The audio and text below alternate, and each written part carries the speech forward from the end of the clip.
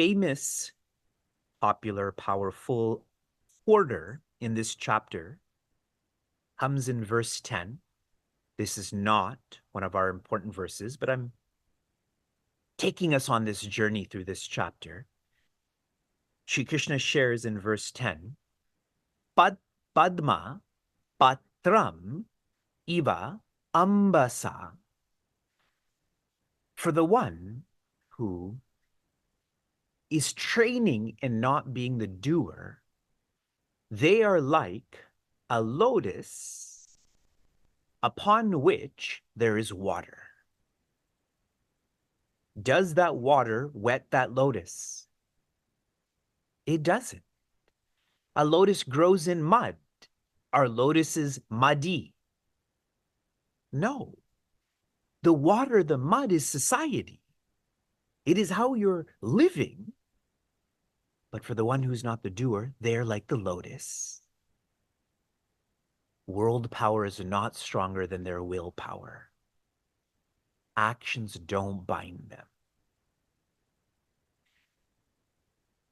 It is easy to keep on using the word doershiplessness.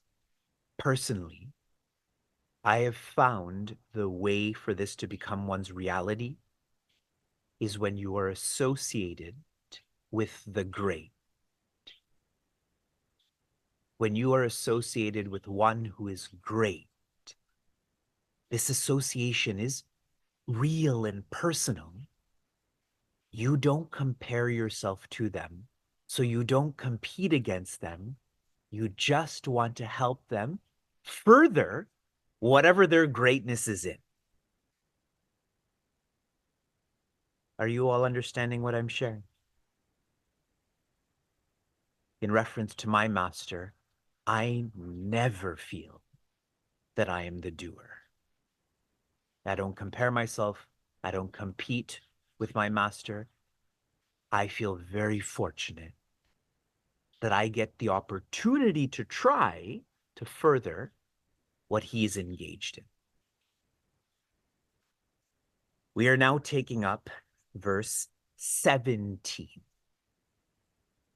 This verse is very much a plan for how to contemplate, which becomes the theme for chapter 6.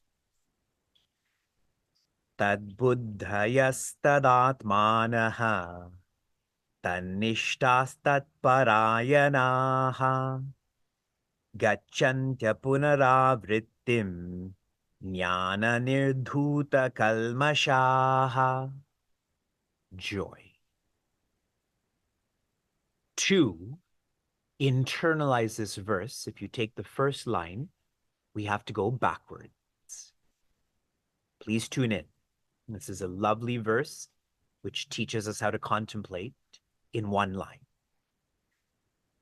You'll see the word tat is used 4 times. Verse 17, line 1, tat is used 4 times. The first tat is parayana. It is to make divinity one's highest goal, aspiration, purpose, lifestyle. This, in a more traditional sense, describes Shravana. In a more practical sense, it is to be steady. To be steady. The next step in this sequence, this is all to be practiced sequentially, is you see the word tat again. But now there's a closeness that is being practiced. Tat nishtha. Nishtha means to be established in. This more traditionally relates to manana. Manana. I've shared with all of you, manana helps one to feel the message is real. So you're ready to leap into it more, like a leap of faith. More practically, it is to be sincere. Sincere. For those who are training with me in the highest vocation, This is exactly what we experienced this morning. First you be steady, then you be sincere. Third part of this sequence. The next tat, Atmana. Atmana, it is where you feel your sense of I is not the ego, but the Atma, or the spirit. This went from purpose to a reality to your reality. More traditionally, from Shravana to Manana to Nididhyasana. Those who are steady develop into sincerity. They developed into strength. Their willpower cannot be pressured by world power. And now I take us to the first tat, Buddhaya. Our intellect is the seat of doership. The ego uses the first equipment that's available to it, which is the intellect, and then starts to enact, I am the doer. But here, this ego feels it is that. It is that, or divinity. More traditionally, samadhi. From practicing being the spirit to being the spirit. More practically, it is to be serene. Serene. One has gone beyond conflict, separation. Awesome, yes? Imagine a teacher taking this first line and then developing it into their own system. How much money they could make from this. If you follow and follow through with the first line, Gachanti apunaha avritim, where you are going, you will never come back. This jnana, you knowing who you are, nirdhuta kalmashaha, this knowing makes one pure, makes one purer, makes one the purest, makes one beyond purity. Shared in a more simple way, you remember you are divine. And you never forget this. One experiences happiness once and for all. One lives happily ever after, actually. Usually when that's stated, they end the movie, correct? But we don't actually know if they lived happily ever after. But Shri Krishna is verifying that now.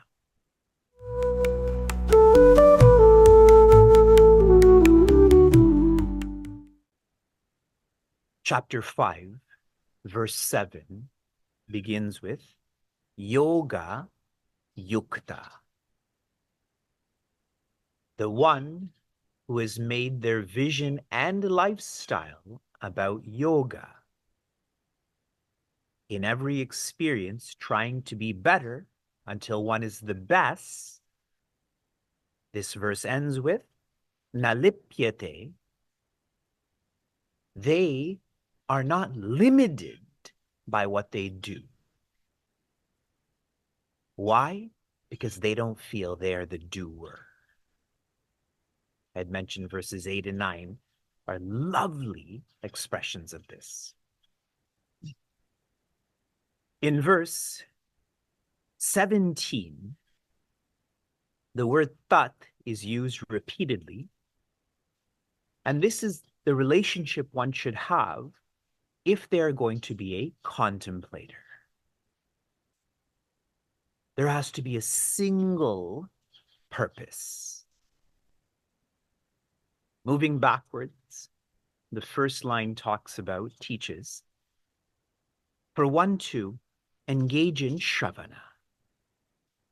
active listening, this cures the problem we have known as abhavana.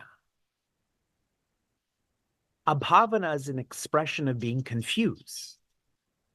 What is my purpose? Who am I? When one is an active listener, one comes to feel what our map, what our guides are sharing. This is the message. I'm clear that this is the message. Next is manana, or active reflecting. This relates to the problem we have of asambhavana. Asambhavana is this is the message, but it's filled with doubts. I don't think this message is possible for me. When you actively reflect, those doubts get purged. Next, nididhyasana, or active contemplating. For those training in the morning, today I'd mentioned, for one to be steady, to be in a quiet place every day at the same time. This cures us of viparita bhavana. Viparita bhavana means wrong identity. One feels they're the ego, but through contemplation, you change that. The completion of making tat the only reason you were born, which is why you're actively relating to this through listening, reflecting, and contemplating, is bhava. Samadhi is felt as bhava, or being. One is no longer becoming happiness. One is being joy. And that's why this verse ends with apunar avrittim. As soon as one becomes being, they have tuned into the changeless. There will be no more change from there.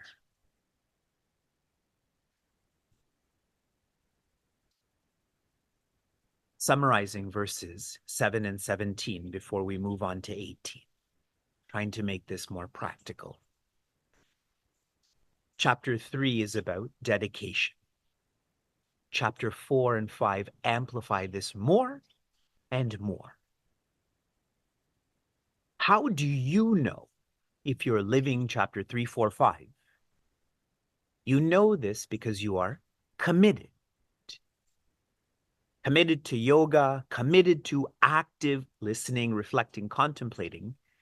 Commitment has nothing to do with convenience. Meaningful Mornings, I feel, is a cool expression of that.